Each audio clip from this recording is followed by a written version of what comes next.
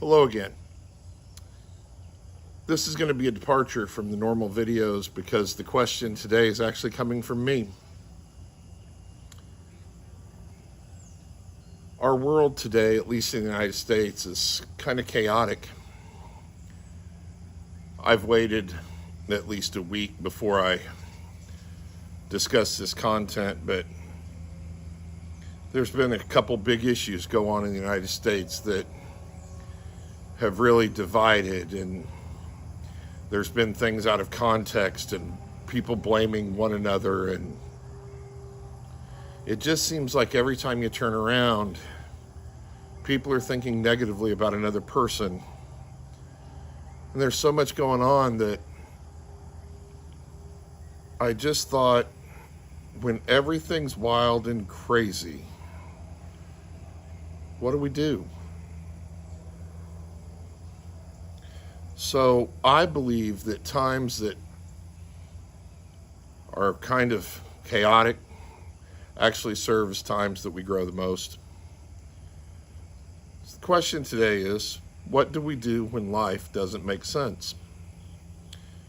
If we haven't met before, my name's Alex Franks, and I've spent 29 years as a life coach, therapist, and it would mean the world to me as we grow this channel if you'd comment, like, subscribe.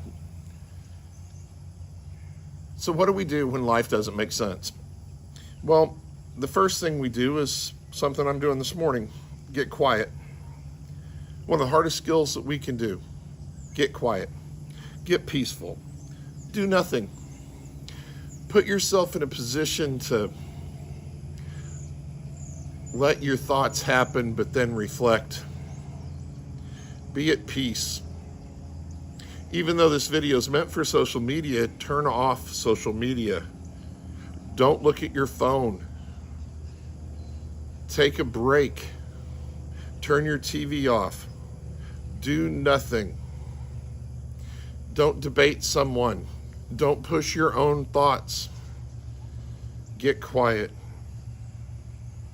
One of the things that our busyness, getting on social media, being somebody who believes we have to tell our side and I'm right and somebody else is wrong, is we miss that maybe being quiet means I don't have to win, but because I don't win, I show that I have amazing self-control. And honestly, self-control is the greatest control anybody can have. The second thing to do when life doesn't make sense is get focused. Now, everyone gets focused in their own way, but I'm just going to share with you mine. I pray.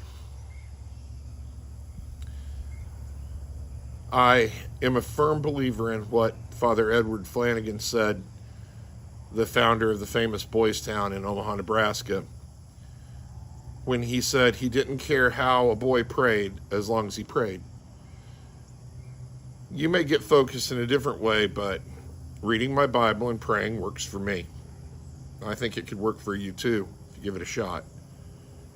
What really matters is that we take our mind from all the busy and all the stuff and trying to figure out something and take it down to a simple single thing.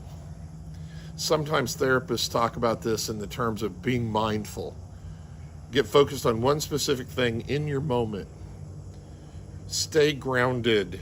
Many people talk about it that way, be grounded. It's a beautiful thing. For me, that grounding happens with prayer.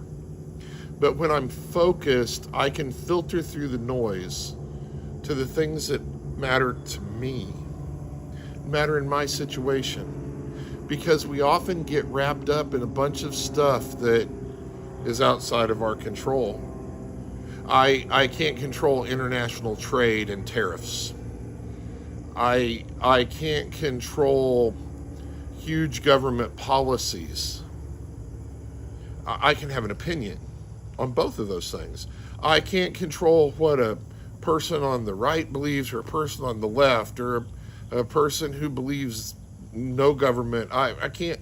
All that's outside of me. It's too big.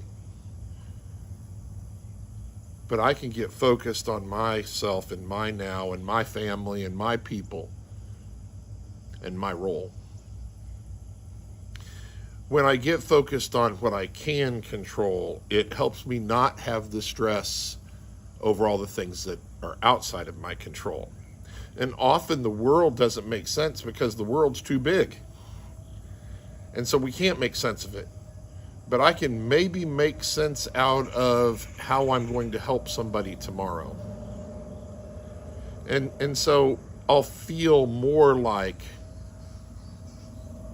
I'm in charge of things. I have something I can say. I influence something. Getting focus helps that. The next thing, get giving. Get giving. It is amazing to me how wrapped up I get in things that don't matter. I try to change the world instead of change my city.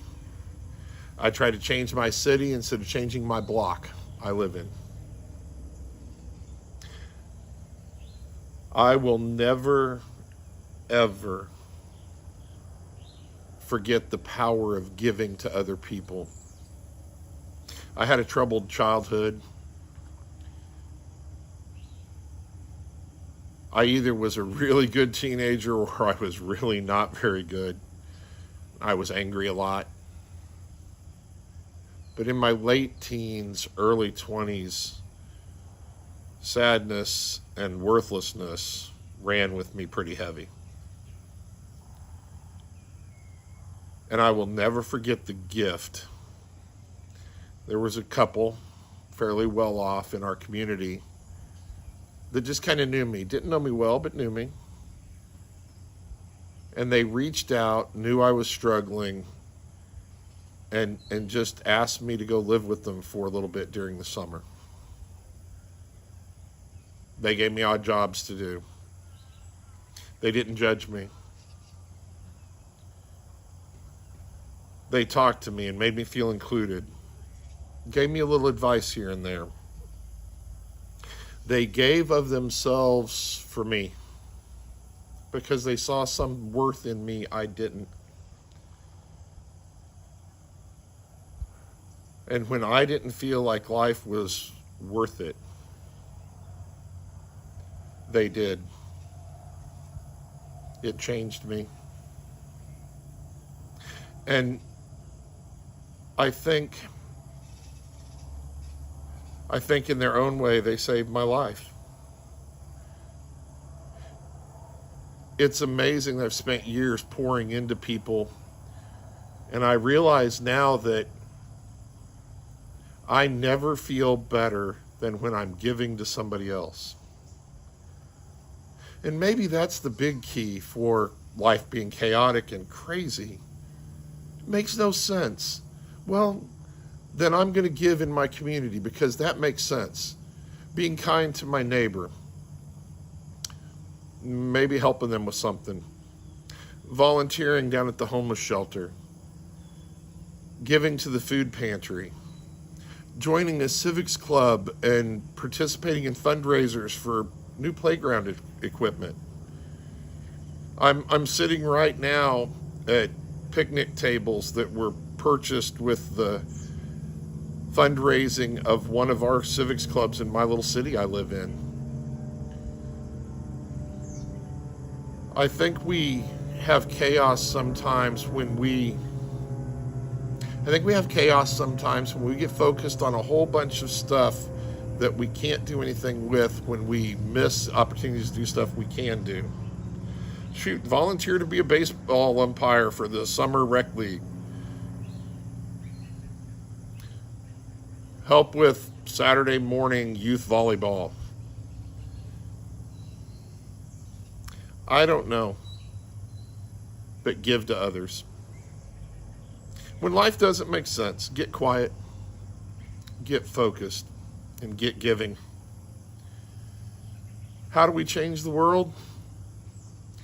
By touching one life every day. And these 3 steps will help you do that. If you found this content helpful in some way, please like, comment, subscribe. It'd mean the world to me. And if you've got a question, why not ask?